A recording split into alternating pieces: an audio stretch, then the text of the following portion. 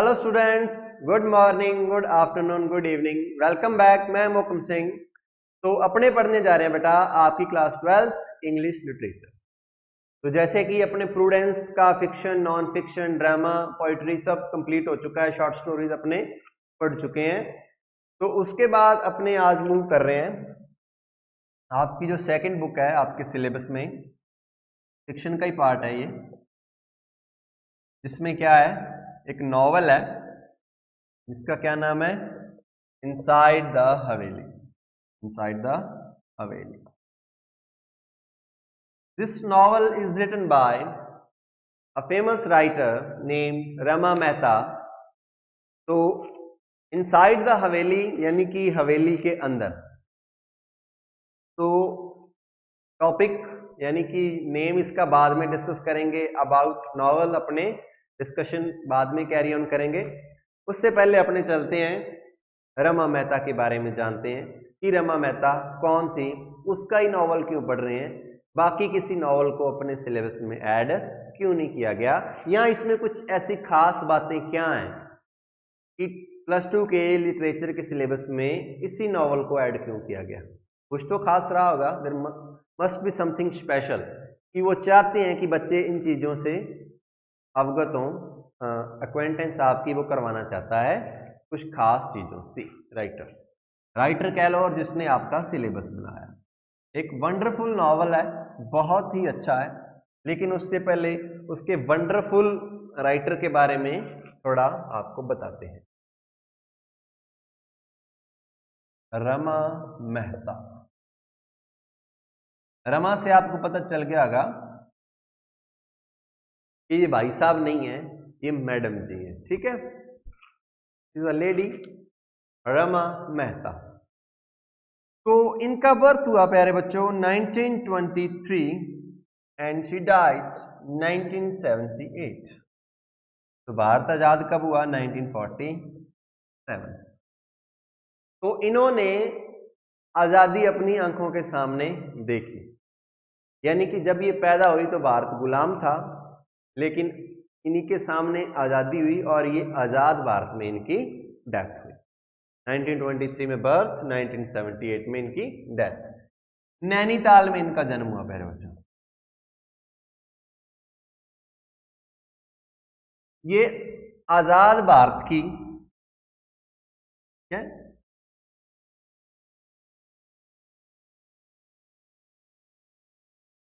Indian foreign services, भारतीय विदेश सेवाओं में शामिल होने वाली इंडियन फॉरेन सर्विसेज में एक ऑफिसर के रूप में काम करने वाली फर्स्ट लेडीज, फर्स्ट वुमेन थी, प्रथम महिला भारतीय विदेश सेवाओं में, इंडियन फॉरेन सर्विसेज में काम करने वाली प्रथम महिला थी ये। ठीक है, तो एक बहुत ही अच्छा डिप्लोमेटिक ये रैंक है, it's not easy to get it. तो इससे पता चलता है कि वो मेंटली कितनी एबल थी, कितनी सक्षम थी, कितनी पढ़ाई में इंटेलिजेंट रही होंगी। ठीक है, कि उन्होंने वो रैंक प्राप्त किया। तो she was first women in Indian foreign services as an officer. तो नैनीताल में इनका बर्थ हुआ 1923 में, पहली महिला बनी। लेकिन क्या हुआ, इनको अपना वो रैंक छोड़ना पड़ा। क्यों छोड़ना पड़ा? बिकॉज इनकी मुलाकात हुई, शी मेट विद जगत मेहता। वो जगत मेहता से मिली। शी मेट विद जगत Mehta, was also a diplomat, Indian diplomat. Diplomat यानी कि कूटनीतिज्ञ, जो सरकारी मामलों में और विदेशी हस्तक्षेप में बातचीत करते हैं, यानी कि बहुत ही सुलझे हुए और ज्ञानवान और इंटेलिजेंट बंदे होते हैं, वो डिप्लोमेट होते हैं देश के। यही रणनीतियां बनाते हैं, बैक एंड पे ब्यूरोक्रेट्स यही होते हैं जो काम करते हैं देश में। ठीक है, जो दिमाग चलाते हैं। नेताजी डिसीजन मतलब at the end final touch देते हैं, लेकिन जो बैक एंड सारी प्रोसेस होती है वो डिप्लोमेट्स के हाथ में होती है। ठीक है, तो जो डिप्लोमेट से मिले जगत मेहता से, रमा मेहता, उनके साथ इनकी शादी हो गई। तो वो कहते मैं नौकरी करता हूं, तुम छोड़ दो।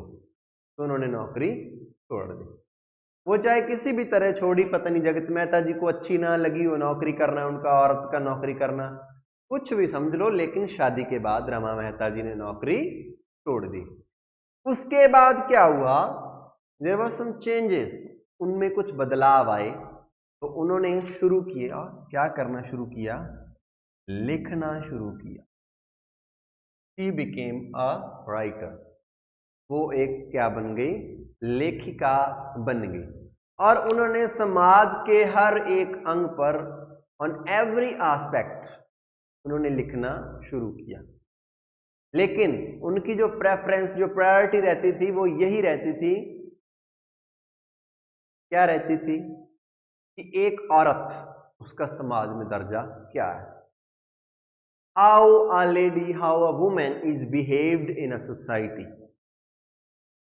इधर शी इज अ विडो, इधर she is a house wife, वो कैसी भी है उसके अनुसार उसके साथ क्या व्यवहार किया जाता है। लेकिन सिर्फ इतना ही नहीं, सिर्फ वुमेन पर ही नहीं, उन्होंने बच्चों पर, लड़कों पर, समाज के उच्च वर्ग, समाज के नीचे वाला वर्ग, सभी पर उन्होंने कुछ न कुछ लिखा और बताया कि समाज की हालत कैसी है, मतलब समाज कैसे चल रहा है, एक दूसरे के प्रति उनके क्या भाव हैं।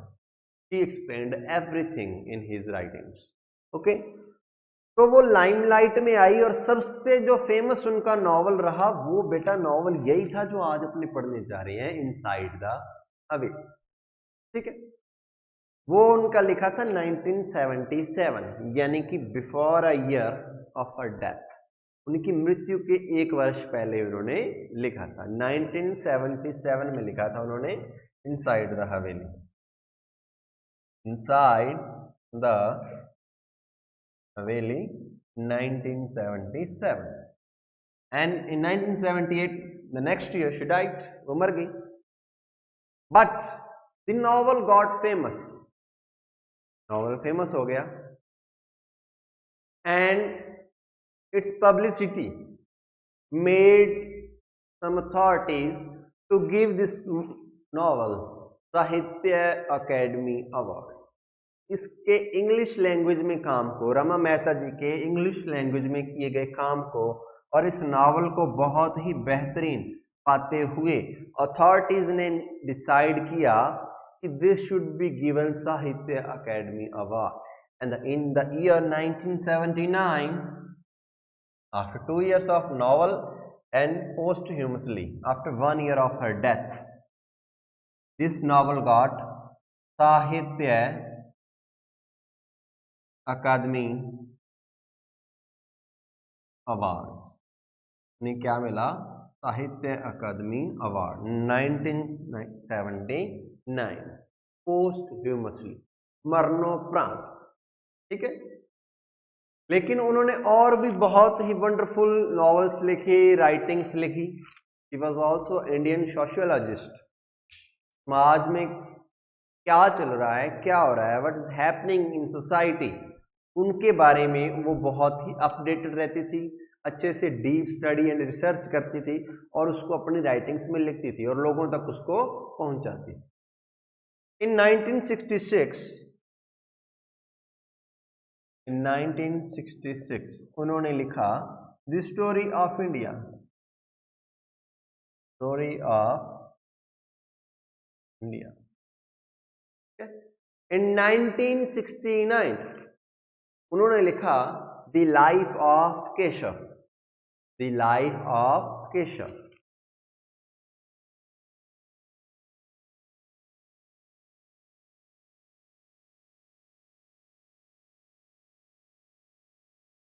(1966-1969), and this was the time and these were the writings in which she explained the life of young boys in India।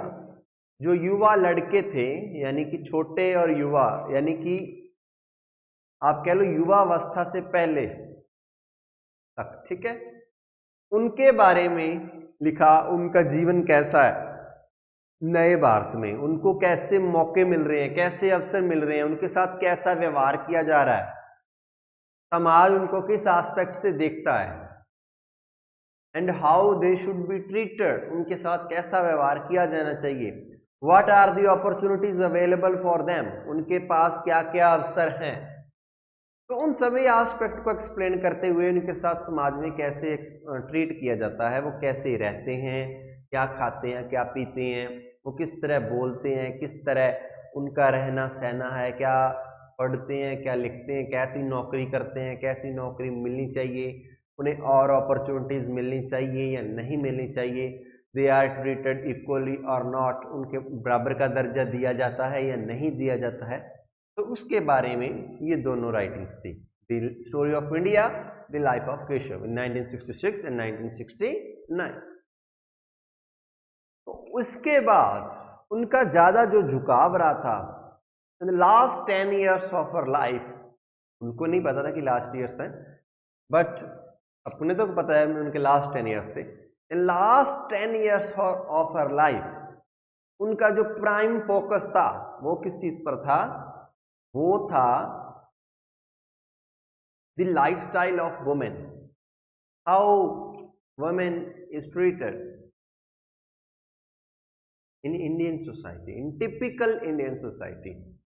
तो इसी पर ही अपना नॉवल है, लेकिन नॉवल वाली बात अपने बाद में शेयर करेंगे। तो उन्होंने दो राइटिंग्स लिखी, एक थी the western educated Hindu women, the western educated Hindu women.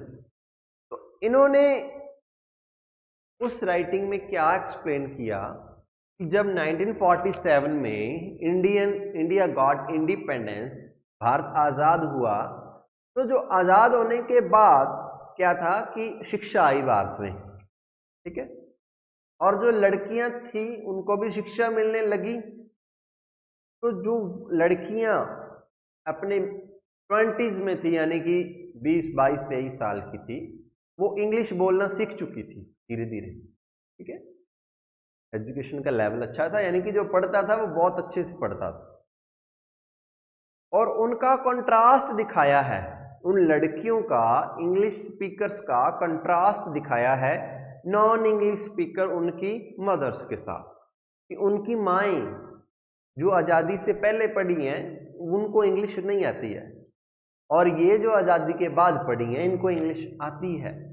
तो उनका कंट्रास्ट दिखाया गया सोसाइटी में कि वो एक दूसरे से कैसे बिहेव करती हैं, उनका रहन सहन बिल्कुल डिफरेंस है।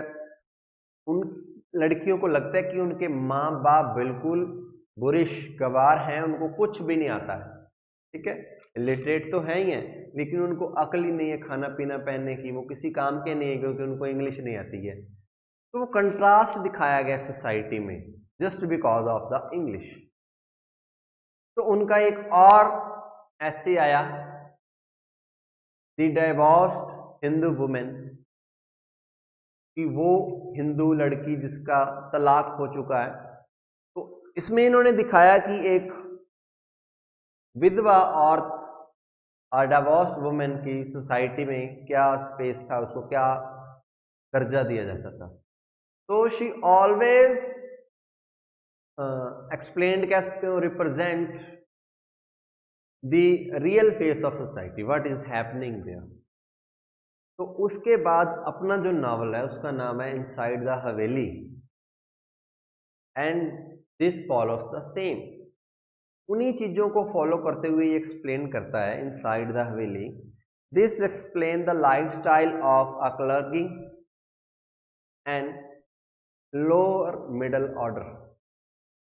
उन लोगों का आप कह सकते हो लाइफस्टाइल को एक्सप्लेन किया गया है कि एक बहुत ही हाई सोसाइटी के लोग हैं, पढ़े लिखे कह लो, पढ़े लिखे ना कहो, लेकिन सामंतवादी फ्यूडल्स टाइम के जिनके पास पैसा है, जो राजाओं महाराजाओं के खास बंदे हुआ करते थे, उनके मिनिस्टर्स हुआ करते थे, और उन्हीं के घरों में उनके जो सर्वेंट्स हुआ करते थे, उनके लाइफस्टाइल के बारे में, and the traditions were that were followed in that times. तो अपने अभी नॉवल पे आते हैं, उसकी आपको प्रीफेस में अभी एक्सप्लेन करूँगा व्हाट इट कैरीज, क्या है इसमें। तो वंडरफुल नॉवल, एंड इससे बहुत कुछ आपको पता चलेगा। जैसे कि आपको पता है, the novel was written in 1977 So it's a kind of stories and lifestyle explained of people after independence. Independence के बाद अभी भारत डेवलप नहीं हुआ था, नई नई आज़ादी थी, तो तब क्या क्या चेंज आ रहे थे, कैसे चेंजेस आ रहे थे लोगों के जीवन में, लाइफस्टाइल में, उसको एक्सप्लेन करते हुए ये नॉवल है। ट्रेडिशन एंड मॉडर्निज्म, उन दोनों में आपस में कैसे इक्विलिब्रियम रह रहा है, वो कैसे एक दूसरे को वो कर रहे हैं, कॉम्प्लीमेंट कर रहे हैं, उसको एक्सप्लेन करते हुए ये नॉवल है inside the Haveli. Inside the हवेली। तो सबसे पहले अपन शुरू करते हैं हवेली से। This is a story, this is a novel, you can say, about a हवेली, एक हवेली जिसमें परिवार रहता है बहुत ही बड़ा। Feudals times, a tradition following family lives which has a number of servants, जिसके पास बहुत सारे नौकर हैं। तो उस परिवार में एक, आप कह लो, पढ़ी लिखी, educated, modern girl as a bride आती, ठीक है। शादी करके एक लड़की उस परिवार में आ जाती है, वो पढ़ी लिखी होती है, लेकिन जो फैमिली रहती है हवेली में, typical traditional family, tradition bound, stagnant to its morals and its customs, बिल्कुल हट के साथ अपने मॉरल्स और ट्रेडिशंस के साथ जुड़ी हुई फैमिली में एक लड़की आ जाती है। कहाँ से? बॉम्बे से। तो अब क्या आता है, विचारों की जंग शुरू होती है। The girl comes from a family which is open-minded and she studies in a co-educational institute where girls are allowed to sit with boys, जहां एक साथ पढ़ाई होती है, एक ही क्लास में लड़के लड़कियां बैठती हैं। तो उस बैकग्राउंड से थी, where you are allowed to express your emotions, either you are sad or extremely happy, चाहे आप खुश हैं चाहे नाराज हैं, आपको इजाजत है आपके एक्सप्रेशन ओपनली एक्सप्लेन करने की। You can wear whatever you want, you can wear jeans, you can wear shirts, you can wear suits, but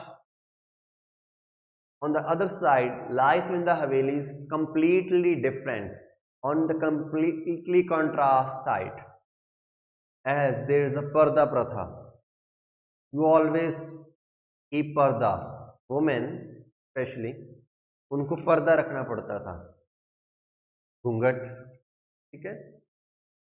तो और किसी को भी अपने वो इमोशंस एक्सप्रेस करने की इजाज़त नहीं थी।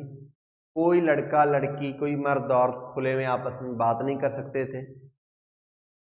तो life was completely on the contrast sides. तो उस लड़की के लिए कितना डिफरेंट, कितना अजीब रहा होगा उस लड़की की मनोदशा, और how she tackles in that atmosphere and changed it, tried to change it, and that atmosphere also has some impact on that girl. All these things are explained in this novel. वो सारी चीजें, वो कैसे उस हवेली के वातावरण ने, उन ट्रेडिशंस ने, उन लोगों ने उस लड़की को अपनी तरह डाल लिया, और कैसे उस लड़की ने अपने मॉडर्निज्म, अपने विचारों को उस हवेली में अपनाया और हवेली को भी अपने तरीके से थोड़ा ढाल लिया।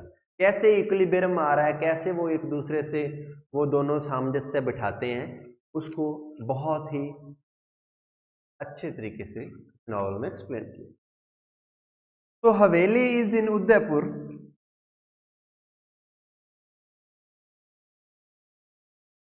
हवेली उदयपुर में है, ठीक है।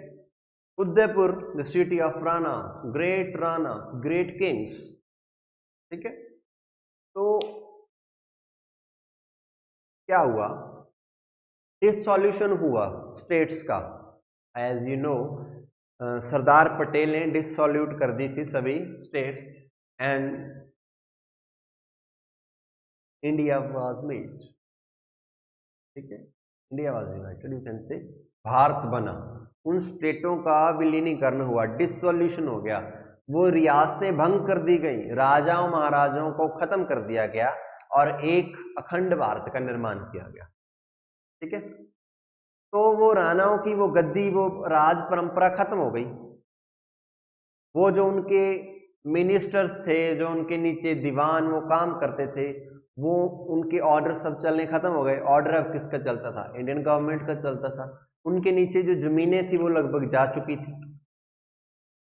ठीक है, तो उस उदयपुर की वो एक हवेली की बात है, और उससे पहले थोड़ा सा माहौल का वर्णन किया गया है किसके द्वारा?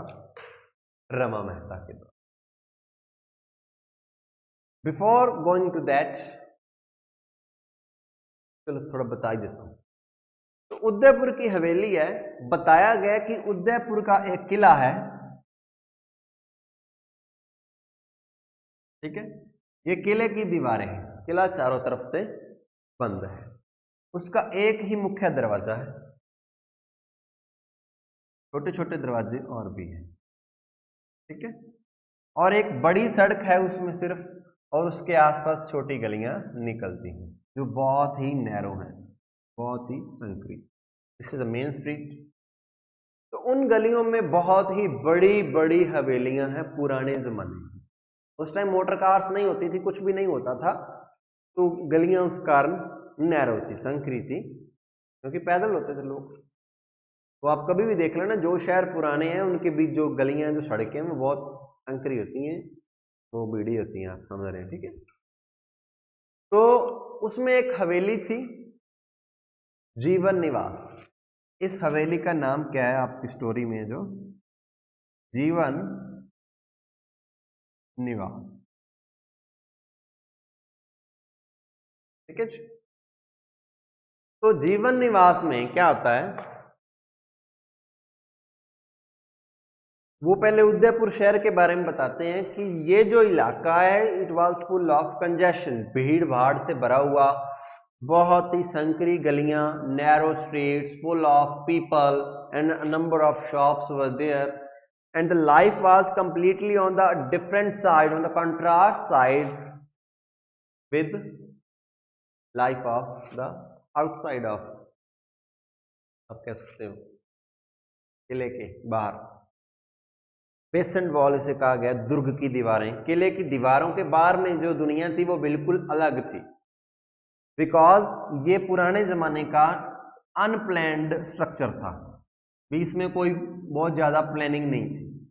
लेकिन उसके बाद बाहर बड़ी बड़ी रोड्स थी, उसके चारों तरफ प्लानिंग के साथ घर थे, उन घरों के बाहर बहुत अच्छे लॉन्स थे, गार्डन्स थे, अच्छी अच्छी जगह थी, गमले पड़े हुए थे, और लग रहा था कि बहुत ही हाई सोसाइटी के लोग रहते हैं। और इन लोगों को लगता था कि ये इतनी भीड़ भाड़ वाली जगह पे ये कैसे रह लेते हैं, लेकिन ये वहां से जुड़े हुए थे, अपनी जड़ों से जुड़े हुए थे, बिकॉज उनको वहां रहना पसंद था। वो राजाओं महाराजाओं के जमाने के वहां रहते आ रहे थे, उनके दादाओं ने, उनके पिताओं ने, उनके दादाओं के दादाओं ने उन राजाओं महाराजाओं की सेवा की थी और वो हवेलियां प्राप्त की थी, उनको वो जगह से प्यार था। लेकिन जो शहर के बाहर वाले लोग थे, वो किले के बाहर वाले लोग जो खुली खुली सड़कों में, खुले खुले घरों में रह रहे थे, वो बाहर वाले लोग थे जो एज अ बिजनेस और अदर पर्पसेस उस सिटी में रहने आए थे। इनकी जो रूट्स थी वो अलग अलग जगहों से थी, लेकिन ये उदयपुर के मूल निवासी थे। तो इनको लगता था ये ऐसे कहाँ रहते हैं, लेकिन they love to live there, उनको अच्छा लगता। तो लाइफस्टाइल बताया गया कि यहाँ का लाइफस्टाइल कैसा है, यहाँ का लाइफस्टाइल कैसा है। बाहर वाले एरिया में कुछ गरीब भी थे, और बताया गया कि एक गरीब और अमीर के बीच में फर्क यही होता है, उनका पता कैसे लग सकता है कि किसी के घर के बाहर गुलाब के पौधे नहीं है तो वो गरीब है। कहने का भाव एक व्यंग्यात्मक तौर पर बताया गया है कि जो जिसके रोटी के पैसे नहीं पूरे होते वो ये फालतू एक्सपेंसेस कैसे करेगा। ठीक है। बाकी ये बड़ी सड़क और गरीबों और अमीरों के बीच में एक ही कॉमन चीज होती है बाहर, दैट इज द रोड, कि वही रोड उनके घरों के पास से गुजरती है और वही रोड उनके घरों के पास से गुजरती है। तो इसी गली के इसी किले के बीच में एक गली में एक बहुत ही बड़ी हवेली थी जिसका नाम था जीवन निवास। इसमें बहुत सारे एरियाज थे, कोर्टयार्ड्स थे, आंगन थे। एक पुरुषों का एरिया था जिसमें ओनली मेन वर अलाउड, एक महिलाओं का एरिया था where only women were allowed, and sometimes the close relatives, only close relatives men, वो ही सिर्फ महिलाओं के एरिया में जा सकते थे, अदर वर बैंड, और कोई अलाउड नहीं था। Courtyard were there to connect that areas, उस महिलाओं और पुरुषों वाले एरिया को वो आंगन, वो कोर्टयार्ड क्या करते थे, कनेक्ट करते थे, जोड़ते थे। और एक एरिया था किसके लिए था, एक अलग separate, that was for servants, वो नौकरों के लिए था जिसमें सिर्फ नौकर रहते थे। ठीक है। तो ऐसे हवेली में अलग अलग जगह बनी हुई थी और लोग बढ़ते जा रहे थे, जनसंख्या हवेली के बीच में भी। ठीक है। तो नए कमरे बन रहे थे लेकिन दैट वाज नॉट प्लान्ड, हवेली में प्लानिंग कुछ भी नहीं थी, लेकिन एवरीथिंग वाज डिवाइडेड। पता था कि ये पुरुषों के लिए, ये महिलाओं के लिए, ये नौकरों के लिए, ये कॉमन है, लेकिन प्लानिंग नहीं थी। कोई बड़ा कमरा है, कोई छोटा कमरा है, कोई किस तरफ है, कोई किस तरफ है, लेकिन दे वर डिवाइडेड बाय बाउंड्रीज, सबको पता था। ठीक है। तो अब उस हवेली के आपको मैं कैरेक्टर्स एक्सप्लेन कर देता हूं और उसके बाद अपने स्टोरी शुरू करेंगे।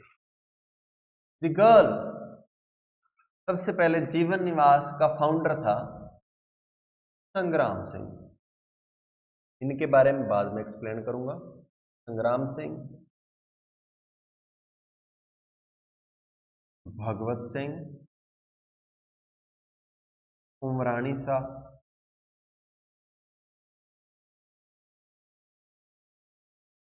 लिख लो भाभा सा, अजय सिंह,